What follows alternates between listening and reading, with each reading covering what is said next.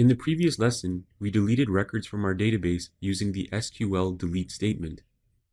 As you can see, once the record is deleted, a success message is displayed, and we have to press the back button to go back to our main page.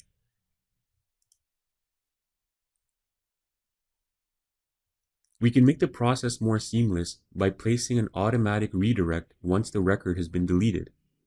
This will take the user back to the main page as soon as the record has been deleted. This can be done using the header function. The header function sends a raw HTTP header to a client. In order to use it, replace your echo statement in the deluser.php file with the following syntax.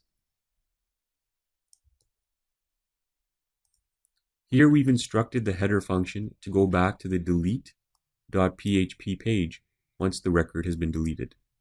So I'll save the file and I'll refresh.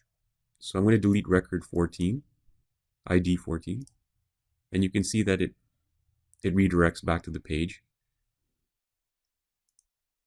This way you don't have to press the back button.